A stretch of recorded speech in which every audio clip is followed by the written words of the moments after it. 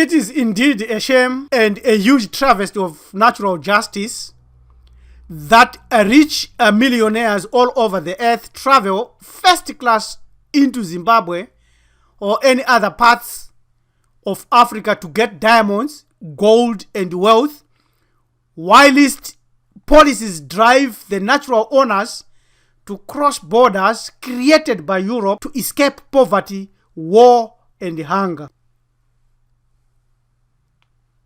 According to Robert Rosenthall, Zimbabwe has over $16 trillion in mineral resources and potentially richer than England, France, and Dubai. Yet, as of the end of 2016, the average wealth of a person in Zimbabwe stood at about United States dollars 200, compared to a peak of more than 1,600 in 1990. If it was only Zimbabwe, then we could suggest it's an isolated issue.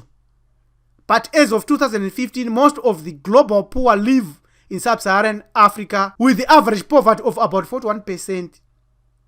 Of the world's 28 poorest countries, 27 are in sub-Saharan Africa, all with a poverty rate above 30%. Why? You can read this from the Brookings Institute and find out more details there. Priest Rabbi LM Tumizulu, greetings Bantu brothers and sisters, children of the first and original ancestor. Welcome to Hamiti Hebrew Ethics. Today we want to discuss smashing the mother of African poverty. Robert Rosenthall goes on to prove that the world is changing and there is more guarantee in gold than in the dollar. And then as Africa has more gold than the whole world. This is why the gold market is focused on this continent of Africa. If so, why is Zimbabwe treasury empty? Where is the gold going? Why is inflation running rampant? Why is Africa a basket case? With all the minerals that we have, why our coffers are empty? How do we explain poverty and the basket case of Africa? When Zimbabwe, all this you see here is gold. Along the Great Dike is gold. Zimbabwe is not a poor country. All that glitters here is gold, but it has not been wealth for the ordinary person in Zimbabwe. We will share the answers given by the Rosenthall Group and their partner, the South Korean based engineering consulting firm Puynghwa, about this issue, which is very critical, and certain other facts every Muntu must grasp to wake up from the snare and the traps set for us. So first, there is deliberate mismanagement, which was created by colonial systems and deliberate policies. But that is not the mother of our problems. Yes, this is the elephant in the room, suppressing and controlling our African leaders here like a rat. So they eat what they are given. The little that they are given, they eat. And they know that the cat is now blind. The African is blind. Once we wake up to that, everything else will change and we will move forward. Following Zimbabwe's independence, the economy, which was mainly supported by the agricultural industry, was never diversified deliberately. That's number 2 point. And emanating from poor leadership. Our liberation movements were trapped into Marxist socialist agenda. Whether thinking that these ideologies were free from Europe or not, we cannot tell today. Yet we know that these policies were formulated by European political scientists like Karl Marx, Engels, Lenin, and Trotsky. At the same time, our African leaders promoted mixed ideologies like Ujamaa socialism half-heartedly, with many of them engaged in capitalism at night. Europe supported coups, assassinations, civil wars as deliberate shackles that we as Africans, all of us, failed to think through and clearly and see the end game. And almost every African country that got independent failed. Such a massive level of failure is surely not natural. Why? Because the key identity of the mother of African poverty was not identified. The mother of African poverty is Europe. The Berlin Conference divided the land according to natural resources. Land was used during colonization to harvest natural resources for Europe. Europeans left without setting up other ways to make money for our countries, and also left structures for colonialism to continue. Like the leadership that I have already given, the educated leaders were educated in Europe. So how do they fail when they did economics, physics, engineering, everything in Europe? Why do they fail? Because the mother of African poverty is Europe and its policies towards Africa. Africa has more natural resources than any other continent on earth. After the abolition of the slave trade, the cargo changed, but economic exploitation remained the heart of the enterprise, reaching peak intensity during the scramble for Africa initiated in the Treaty of Berlin 1885. So 15th November 1884, the Berlin Conference, or Congo Conference, that's its other name, continued to share the African continent. The countries that were present: Germany, Belgium, England, France, Netherlands, Portugal, Spain, United States of America, Austro-Hungarian monarch, Denmark, Italy, Ottoman Empire, Russia, and Switzerland. Africa was not invited for the conference about Africa. So all these countries are rich because of Africa. The Rosenthall Group Incorporated introduces an innovative way to deal with this monster. The agenda for Africa is comprehensive strategic management of natural resources to benefit the people and 54 countries in Africa. We need one currency that is backed by gold for the entire continent of Africa. Today, Africa cannot move financially ahead with 54 different monies. This was created by the Berlin Conference and is being continued by our political leadership. So the mother of all of our problems is neither the Berlin Conference or the African leaders, it's Europe. We need one currency, just as the euro is used for Europe. Exactly. So we have to use that solution. We need one currency that is used for all of Africa, and that currency will be good in 220 countries worldwide.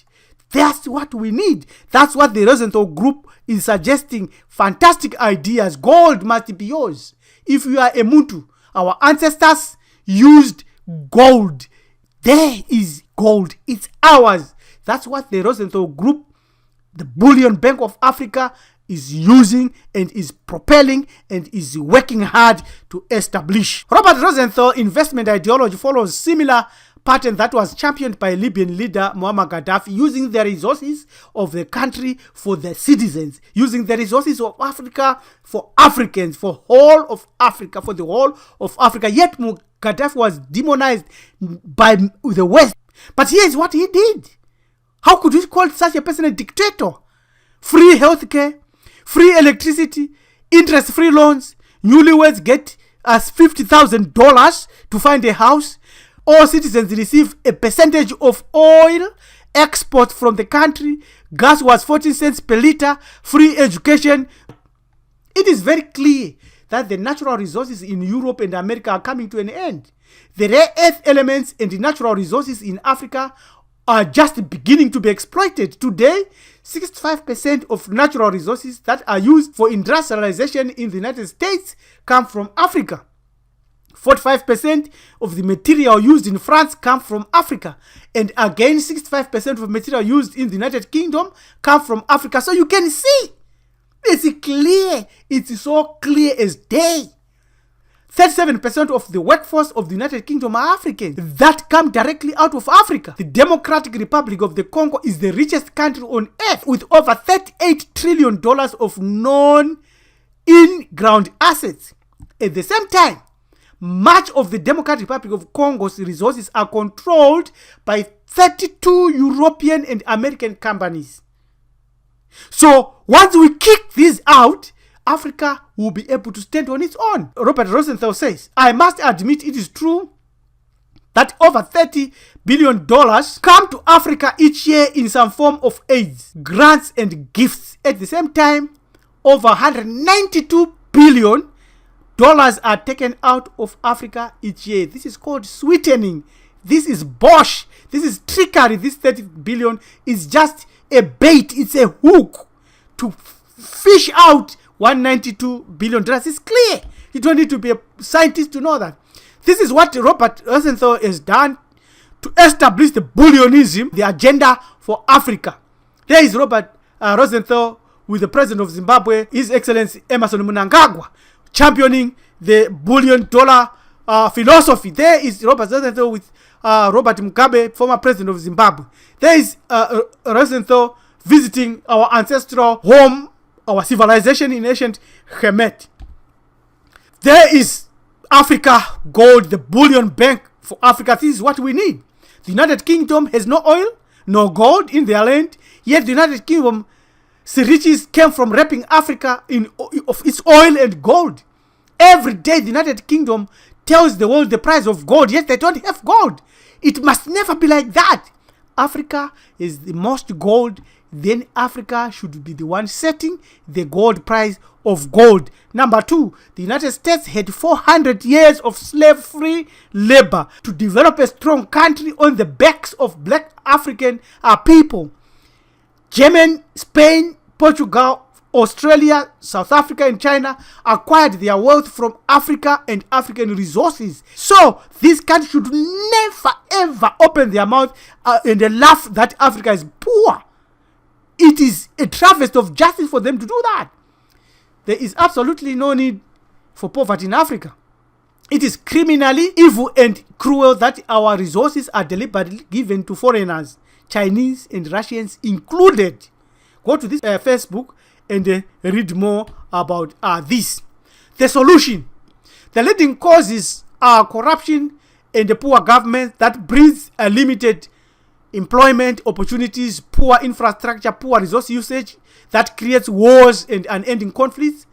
These are engineered for Africa via the World Bank and IMF policies, among many others. According to Rosenthall Puynghwa Engineering research, with vast natural resources, countries like Zimbabwe and Angola and Africa, only a comprehensive and strategic management of these resources will launch Zimbabwe and Africa to become the richest country as well as the richest continent on earth.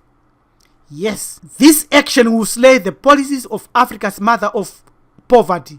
The gold bank, the bullion bank of Africa will start that ball rolling. Africa is gold. Each African must have gold. It is your natural right. If you don't have gold, go and acquire your gold. You must invest in gold. Africa is gold. African is gold.